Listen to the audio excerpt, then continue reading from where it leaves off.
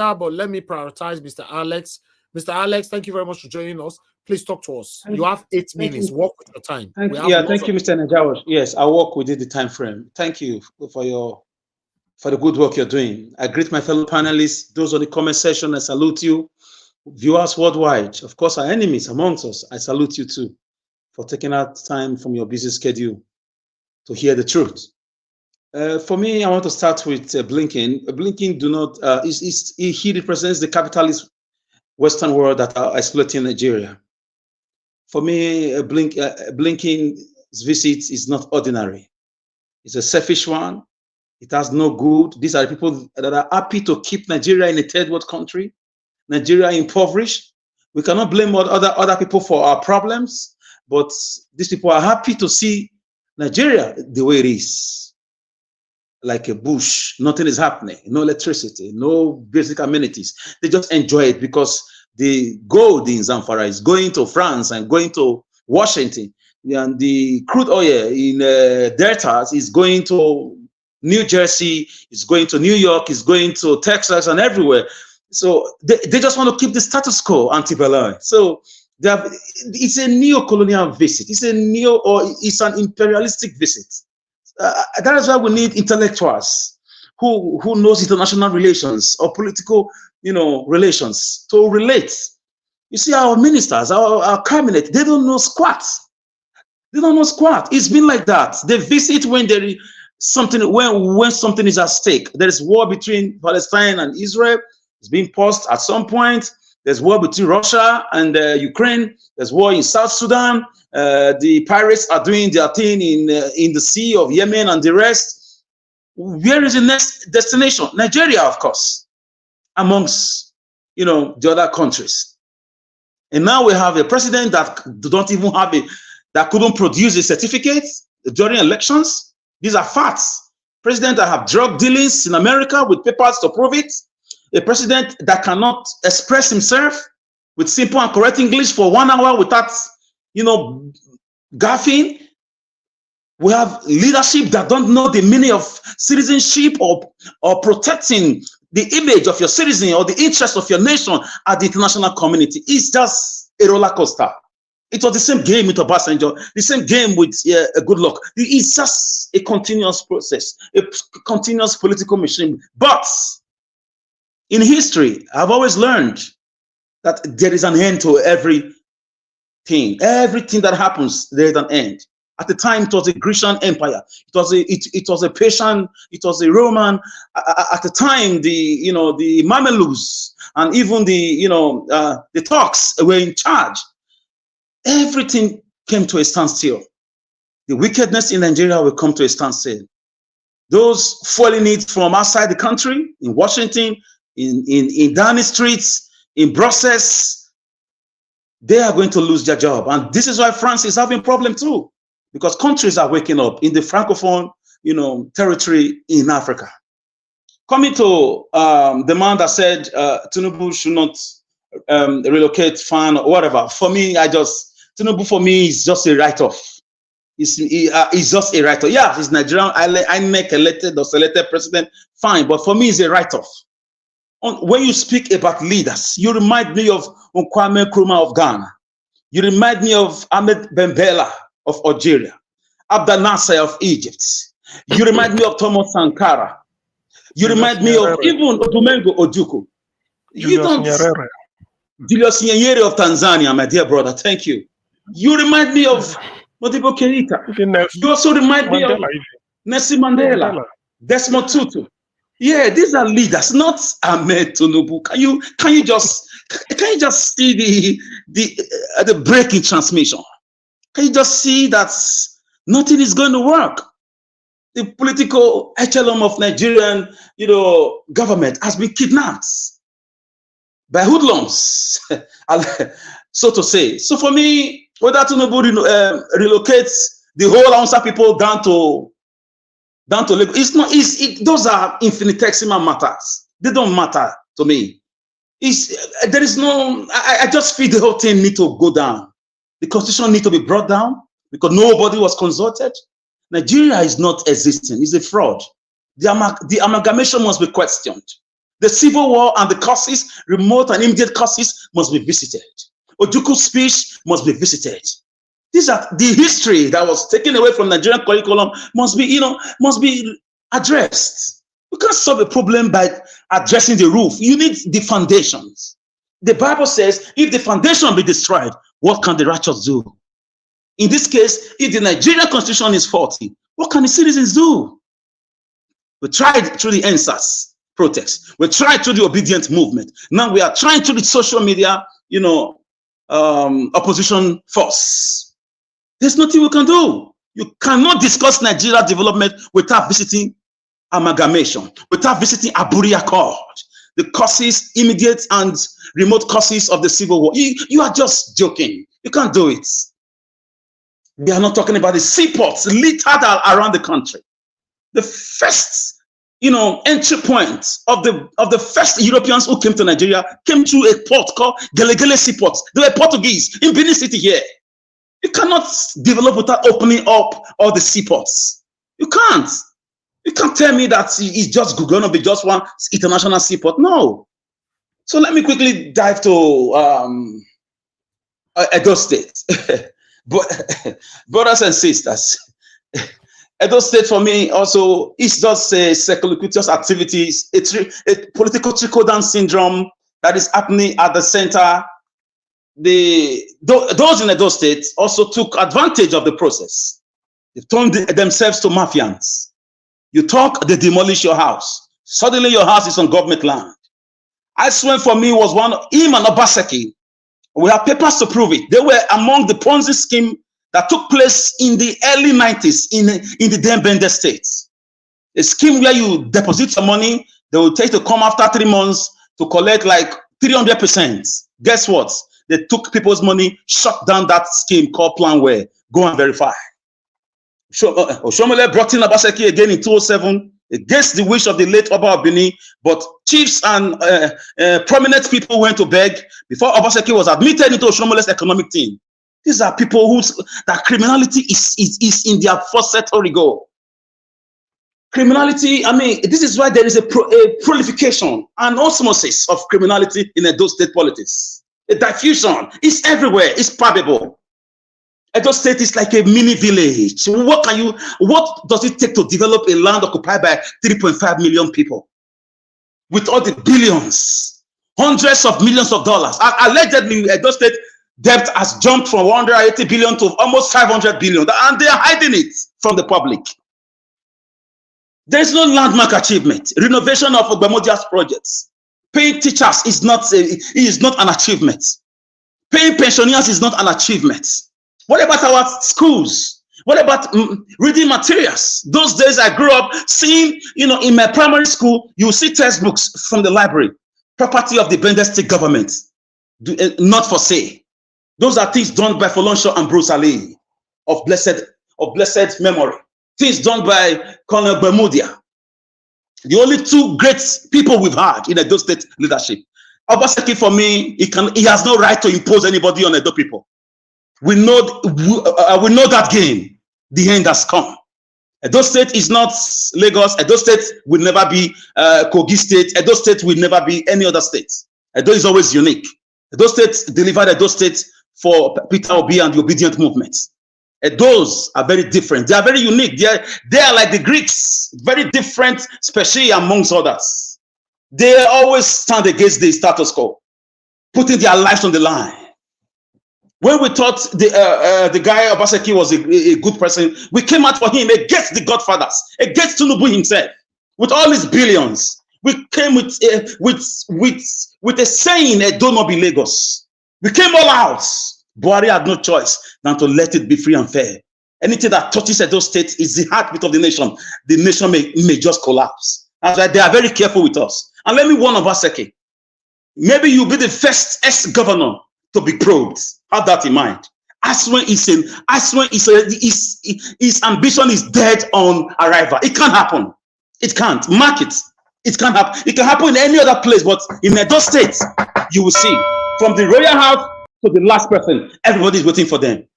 The Gelegele Seaport project was not done. Ekawan Road is still not completed. When it rains, Edo is flooded. People don't talk about it. Budget is just read out, no scrutiny. Nobody knows how money is spent. Nigeria was, I will leave it here. Thank you. Thank you very much. Thank you. Thank you. I'd like to quickly ask you a question, Mr. Alex, that Obaseki will be the first governor that will be probed. And you said the Aswen coming in is already dead on arrival. So who is going to probe Obaseki then? Okay, thank you. Give me 2 minutes to answer your question. Number one, Obaseki stepped on a lot of toes. He beat the fingers that fed him. He beat the fingers of the citizens that voted for him. He has stretched his hand against. No, I'm going somewhere. I'm going somewhere, sir. Allow me to answer a question. I'm going somewhere. I'm laying a foundation. He has fought everybody across the divide. Right now, he's not going to win. And if he doesn't win, guess what? I made Bola Tinubu that I don't really like.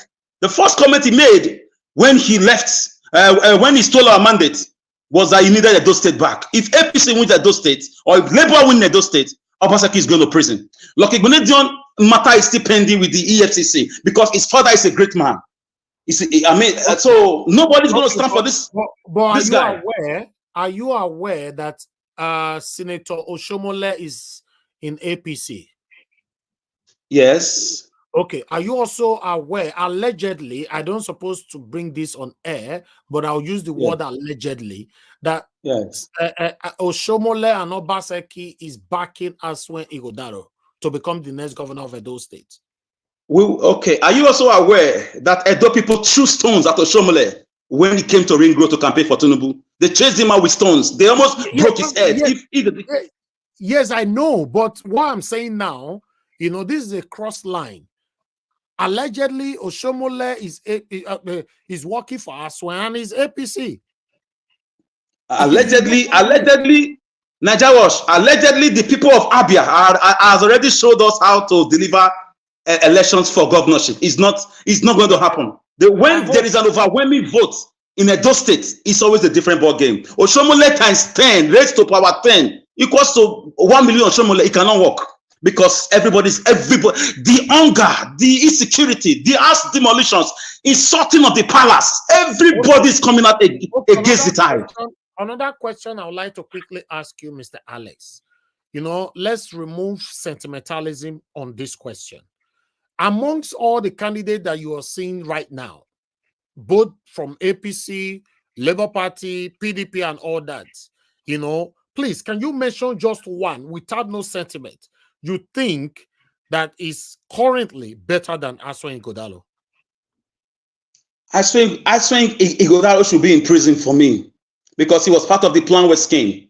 Just remove Aswen Ighodalo. Okay, if he's in prison, that's what I'm saying. Let's be straightforward. Who project one that you think that Mr. Najawash, I'm still in my political lab doing my potencies. I will answer that question in a month time from now. Right. Thank you. This is my humble logomaki, my logomaki Olivia without logo apacha. Thank you. Thank you. Thank you very much, my brother. I would like to put this through. For me, Edo State's election, coming the governorship election, next month, February, is the primaries, both for all the parties, all of them. With what I'm seeing right now, I don't know any of them, but I'm yet to see that person that will sit Aswen Ighodalo. Because for me, it just looks like everybody is quiet. Are you telling me Clem Agba is coming to stop Aswen Ighodalo? My only problem is that Labour Party has been infiltrated and they are very quiet too. So, but another thing I want to tell you, Oshomole is just one man who was already down. He used Senate to climb. Tinubu does not have friends. He just want to bribe his way and get what he wants. Tinubu and Obaseki are cat and rats. They are cat and rats. It can never happen. Yeah, I understand what you are saying. Me, I'm not supporting anybody right now, but I need to be realistic. As you all know, I'm a very straightforward person. Regardless of whoever that are going to be hot, I have to still say it how it is. With what I'm seeing right now, me, I never see anybody where you want stop Aswen right now. May the person come out, because if now Clem Agba, when me show yours now, is impossible. So who? So let's see. There is a first. Mr. Najawash, yes, there is a vacuum I'm seeing here. There is a vacuum. The vacuum that Mr. Peter Obi filled last time. Those are yearning. The Labour Party that we all thought was going to be, a solid block in Edo State, for me, they vanished suddenly into oblivion. Those are yearning for an alternative apart from Agba, ISWE, APC, and PDP. They just need a small party with somebody who can convince them, but everybody's quiet. The social Edolites are quiet, distracted, probably because of the big blow, Tinubu debt with everybody, with the stealing of the mandate. People don't want to waste their money anymore. They don't have it. Okay.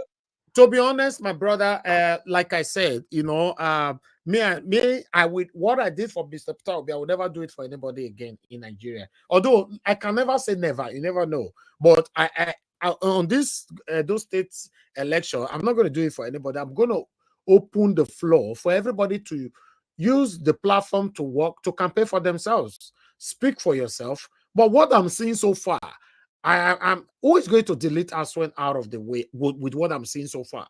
Yes, it's coming from Obaseki. Some of you don't like Obaseki. Fine. Obaseki could not do some of the things that we all were expecting. Fine. But in a realistic view, Clemagba is going nowhere. He's so, I don't know. For me, because let's the primary be out of the way. Now, they say they don't delete Yamu come off away now. It's already out, deleted. And according to information reaching me, because I can see Yamu people already insulting Oshomole. They say now Oshomole, I delete Yamu come off for the race. Hey, wahala. These people, but for me, let's see how it goes. But I don't know if I see somebody that can, stop Aswe or that can compete with Aswe right now, I will talk about it. But I never see so far. Or are you going to tell me that Felicia Ibu, I don't know whether the PDP that one goes, but I can't just wait for the primary though. Let me leave it like that. Let me pick this call quickly, then I come back to the next person. Thank you very much, caller, for calling in. Good evening to you. Your name and where you calling us from? Good evening, sir. Today, I respect you so much. You know why? Should I tell you? Okay, go ahead, sir. I love that question you asked that guy. You are just saying nobody's good. You are asking, you could answer the question, who is not fit to rule Edo State? You are saying A, B, C, D. I like that question. You could answer this way, answer is not good. Who is not good? You could answer the question. You ask him to make sure somebody that is fit to rule Edo State. You went mute. Okay. That question you answer, God will bless you. I love that's what I'm just going to. I say I love that question so much because you ask him a direct question, he couldn't answer. But he said no. He answered. He said he's doing his research now, and he will come back for that. That's what he said. When would that be? Before the primaries, because everybody is still looking left to right. You never know. Because seriously, that question was so, and that question was, I was expecting you to answer. That question was so direct.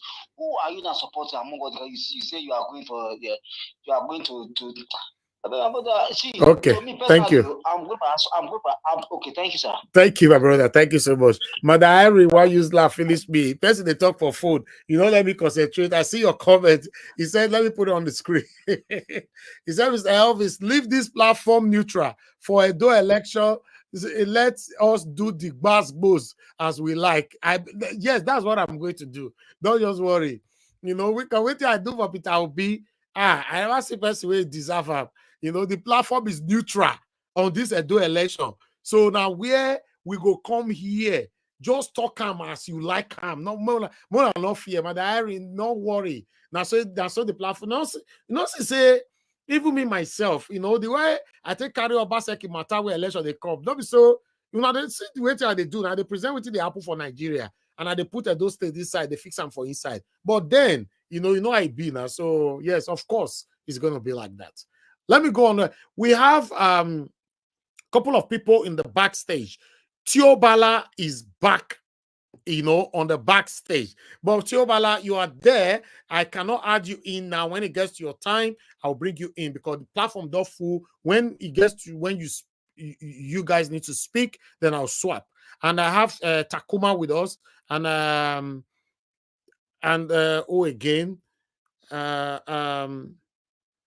Okay, we lost the other of our brother, Okay, let me call on Madam Rita before they waste all the time here now.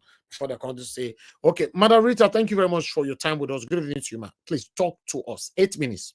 Yeah, good afternoon. I'll try. Good afternoon, Mr. Elvis and everybody in the panel. My lovely sister Irene Fine, it's good to see you back. I want to make one correction to what Dr.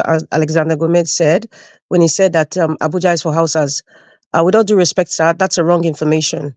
You know, there are indigenous tribes in Abuja and they were paid off. It's just like we use that term. The Hausas are obviously more populated in the northern part, but in terms of Abuja, it's not Hausa land. I repeat, Abuja is not Hausa land.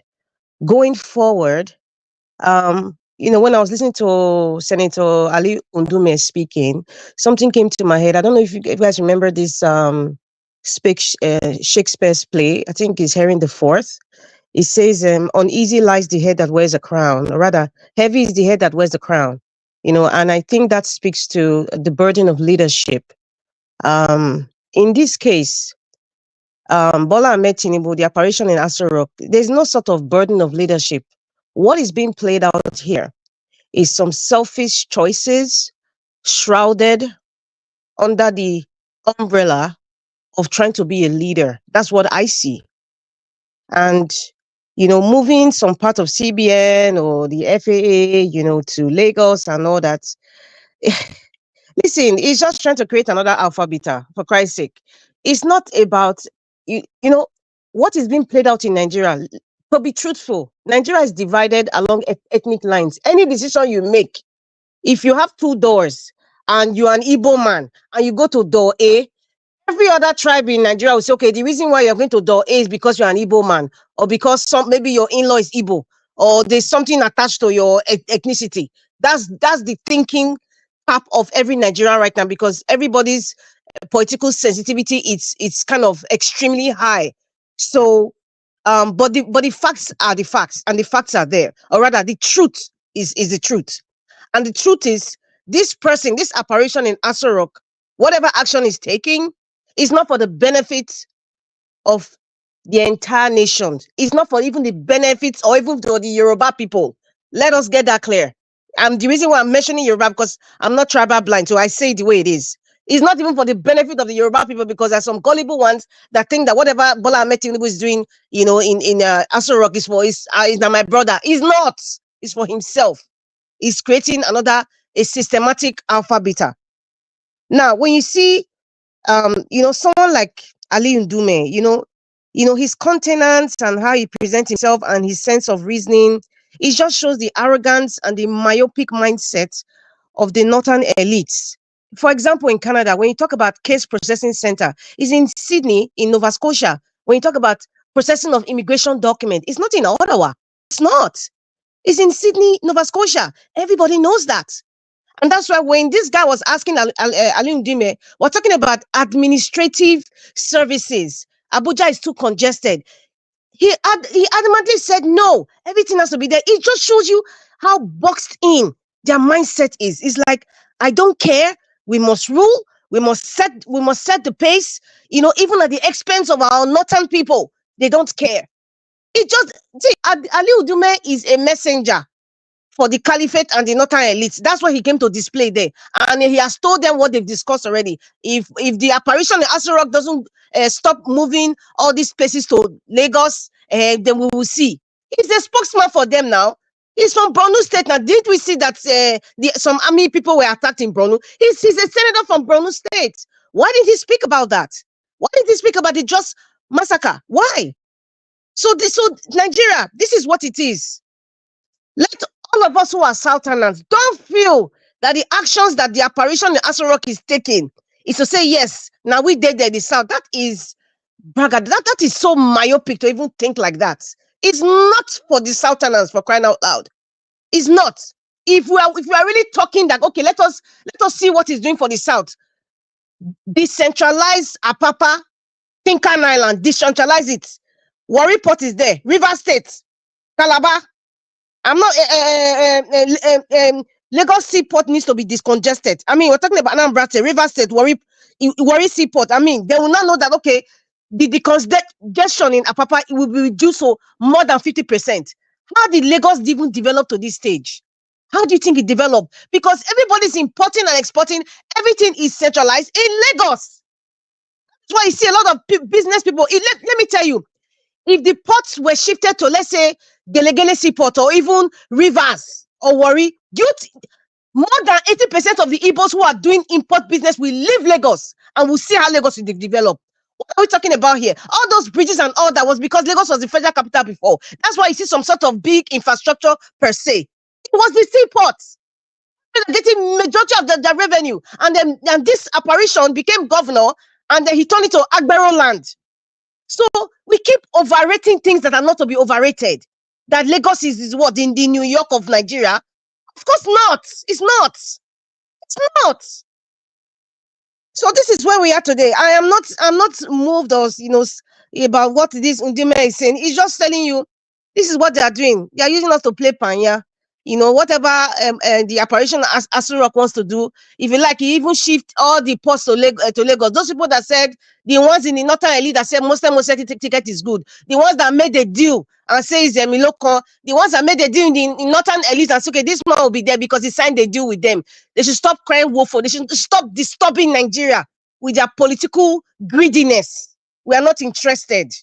We are not interested. When they start talking about seaports in other parts of Nigeria, like my president Peter Obi has said, then I'll know that they are really serious. Right now, they're not serious, man. They're not serious. So all this arrogance, this myopic mindset, to me, it's just like these are rich people's problems, political people's problems, wicked, satanic people's problems. He's not helping any Nigerian one way or the other. Alu Ndume is just there for himself and his cronies. He's the messenger of the caliphate, and that's what he came to do on TV. With the audacity, not even respecting the seat of the president. He came to say. So what does that tell you? There are people in this country from the northern enclave that just feel that it is their way or the highway. That's what Ali Ndume just came to display. And we're all sitting and everybody's silent. I'm expecting someone like Asari Dokubo, the overfed orangutan, or even Clark should come out and say, how dare Ndume even make such a statement? If it was an Igbo man that said that, it was Imalowanya would have said that, all hell will break loose. Sahara reporter will come and talk. Ali Ndume will come and talk. Madi Shehu will come and talk. And it's the fact. It is the fact. I don't want to go there. There's a lot I need to say, but I don't want to waste my time talking about that. As for Anthony Blinken, if you hear what he said he's going to Angola. He mentioned Cote d'Ivoire, Nigeria is part of it. Listen, all these countries Anthony Blinken is visiting is because of BRICS. These are rich countries. You know the oil that Angola has? My dear, Google all the countries Anthony Blinken is going to visit in Africa and find out the resources that they have. Find out what their GDP is. His visit is not to invest in Nigeria. They're trying to make a deal because they know that BRICS is coming and it's related to this Ukraine war and this Israel, whatever it is that's happening in the West right now. So that is the reason why Anthony Blinken is in Nigeria. It's not to invest in any crap. That one is just for the ops. It's just for the photograph, for just to say something. Is it today that they've been investing in Nigeria? So why is he coming to say we're going to invest? Man, please, we all know the tricks. Well, if you guys don't know the tricks, some of us who don't know, that is the tricks. America has been investing in Nigeria before. So him coming to say is for investment purposes or why he visited Bola Ahmed Tinubu, that is a big fat lie. Big fat lie. And then for Asra Godalo, you know what? With all due respect to him, he's better off behind the books. He's not better off being a governor in terms of hands-on leadership to the people. There's no connection. And one thing that I see that is being repeated every single time in Edo State is that we overrate governorship aspirants too much. What is happening now? I sense some people make comments about Asra Godalo. You guys are overrating him. And how do Nigerians overrate people? They overrate people. They rate people based on how much money this one has. Oh, the man is a billionaire. Oh, he's chairman for Nigerian breweries, or he's this, he's that, he's this, he's that. He's an experienced lawyer. He was even part of the scandal. During the time they were talking about those companies that were paid subsidy. That they were just collecting the money and they were not delivering the oil subsidy thing, the fuel subsidy. That's why Godalo's company was listed. Hello, do your investigation. So thank you, Mr. Alex, for saying, you know what, you really need to do your investigation. So to me, all these people are just overrated. Some of us here, including myself, some of us here are better leadership that we are better at leading Edo State than these entities that we are overrating. Stop overrating people, Nigerians. People, Edo people, stop overrating these candidates. Yes, sir. Rita, I'm so sorry Yes, that I have to come in. No, go ahead, sir. In terms of overrating, I'm not sure anybody is overrating any of them right now. There's a reason why I say so, sir. There's a reason why. Maybe there's a reason, but if I have to come in, yes, I agree with you that there are so many of us right now on this platform or listening to us that can do a better job than them, but we are not declaring that we want to run. But now the people that is going to run, whether we like it or not, one of them will become the next governor of Edo State amongst all the aspirants right now. So amongst all of them, which one you think that that is pulling the weight already? Because this is what we talk about. Tinubu is overrated. Tinubu can never be. Tinubu is a criminal. Tinubu is this. Tinubu is the president of the Federal Republic of Nigeria today, whether by fraud or by crook or by ole or jubole. But whatever decision Tinubu takes today is what you will follow. You don't have right. You don't have choice. Now in Edo State, it's going to happen again. Yes, even though they are being overrated, I don't know who is overrating them or hyping them, but at this moment, amongst all of them, in case you've seen, which one do you think that you see that can challenge this person where Obaseki go break come? So thank you very much, man. Mr. Eli, so before I answer your question, and my answer will be tilted towards the answer of Mr. Alex.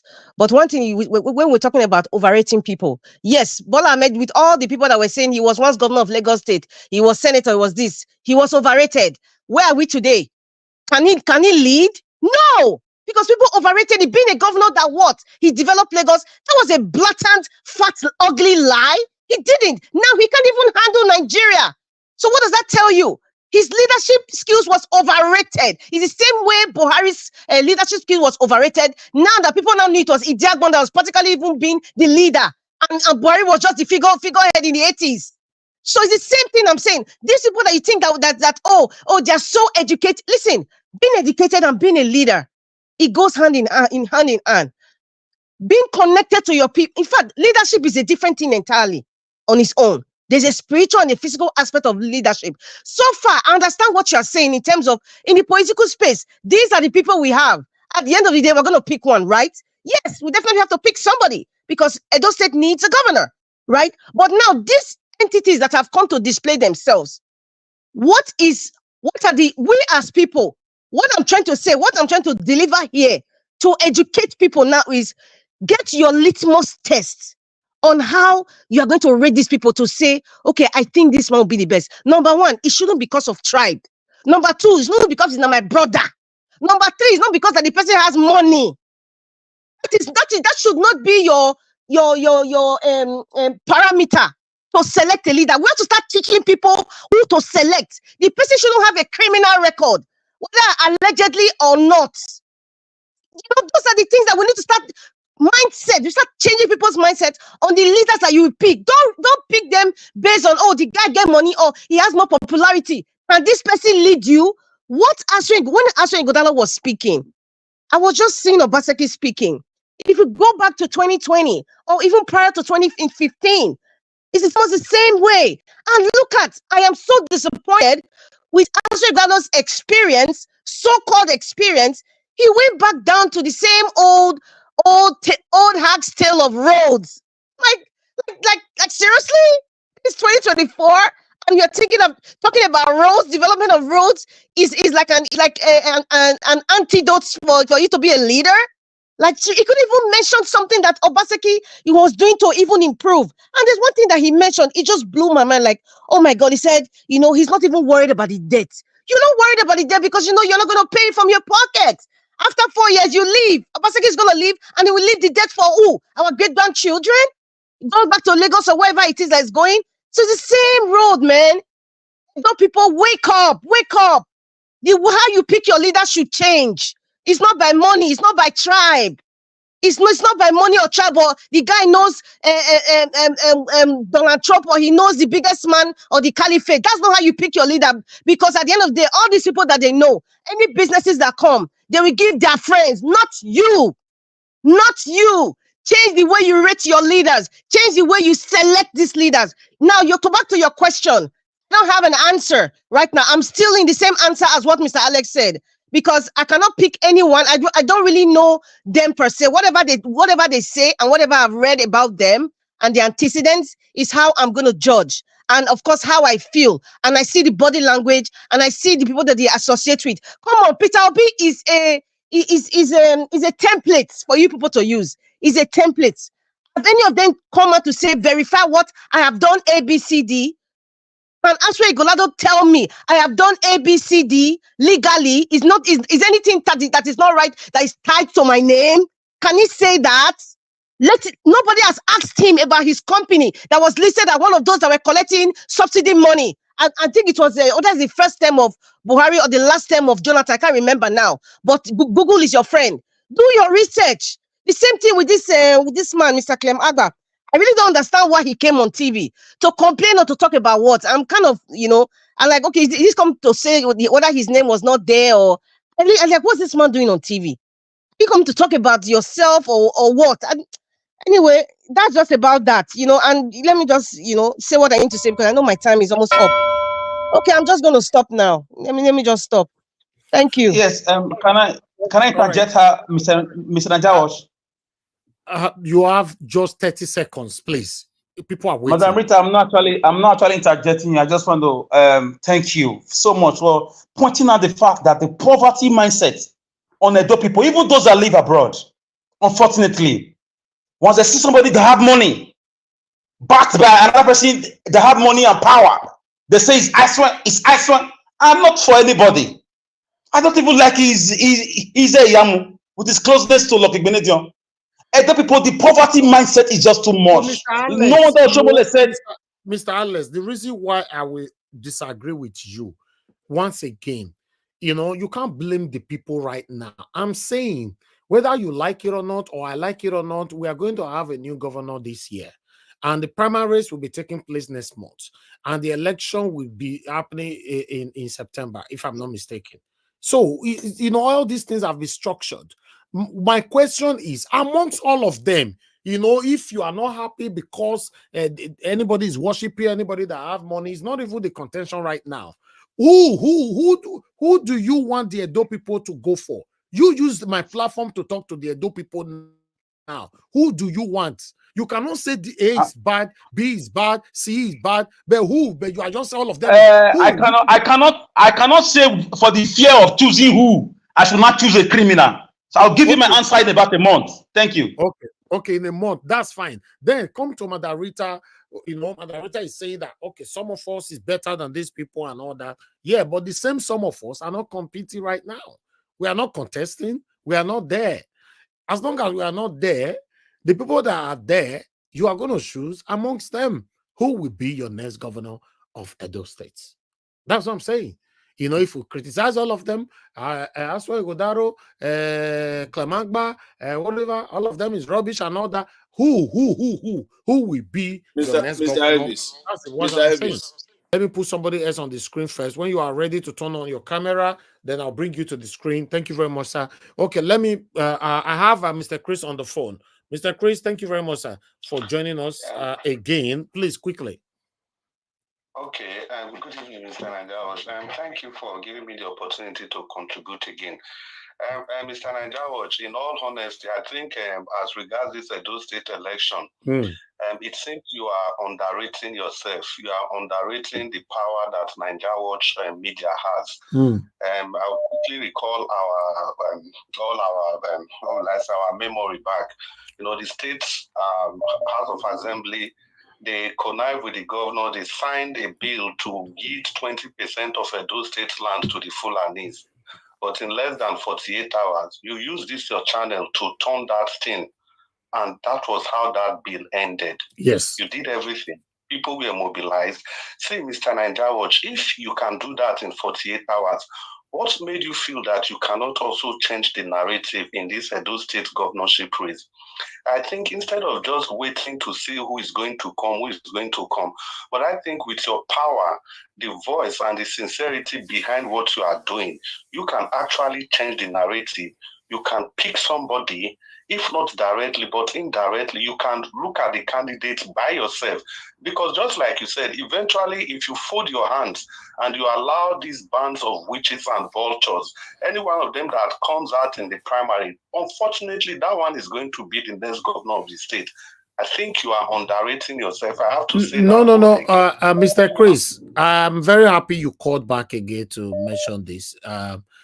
This doesn't have anything to do with underrating at all. It's just, for me, I am deliberately staying back, laying back. If you notice, yes, this is a deliberate act.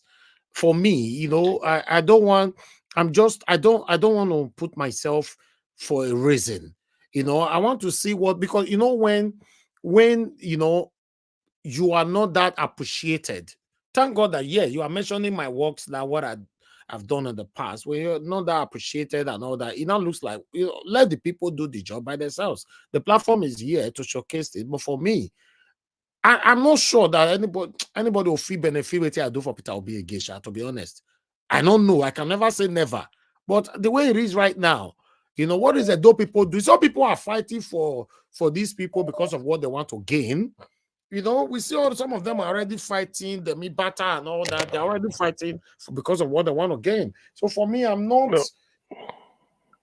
Go ahead, sir, quickly. You want to say something? You unmute yourself. Yeah, Mr. Nanjawatch, can I continue? Yeah, continue, sir. You see these people, like the person you just mentioned, now that one is already begging for a room at Dennis Osadebe Avenue. They are all doing these things for their pocket. So if you allow these people to continue in their trajectory, eventually it's going to be the triumph of darkness over light. Like they used to say, all that it takes for evil to flourish is for good people to keep quiet. Mr. Nanjawatch, all that it will take for we to have another bad governor, an extension of Obaseki, a super extension of Oshomole, is for good people like you to keep quiet and allow them to do whatever they want to do. Mr. Nanjawatch, please reflect over this word. You have a voice in the state. You have the followership. People are following you organically. You have done your part before. We have seen what you can do. And you also know that it is only about your channel, your medium, that can say anything in Edo State without unnecessary harassment, because they know that even if harassment comes, they are going to get the repercussion. Mr. Nanjawatch, please, all it takes for we to have a bad governor in Edo State is for good people like you to keep quiet. Thank you very much. Thank you, Mr. Chris. I appreciate you for coming in on that. To be honest, I don't want to be put in a state of guilt. Like I said before, a king, I don't know how to say that parable. I beg, somebody can help me out that a king is not respected in his village or something. No. Nanjawatch. Yes, sir. Please hold on, Mashallah. Go ahead, sir. Go ahead, Augustine, quickly. Okay, yeah. You cannot take back seat. You cannot. But you cannot also take front seat. What you will do is you try and set the agenda. You have the platform, you set the agenda. In other words, you don't want to favor anybody, but you say exactly what you want, so that all these people going on channel to talk of a bypass or tar road, they will know that if they listen to Edo Watch is talking of Houston, the city of Houston in Texas, or one type of Paris. That is what he's looking for. So that is setting the agenda for them. It's no longer Edo based, you recruit school. No. What you'll be telling them is who can finish from Edo secondary school and be employed in Silicon Valley. That is the agenda you want. I will come Something to you. like that. You will expatiate on that.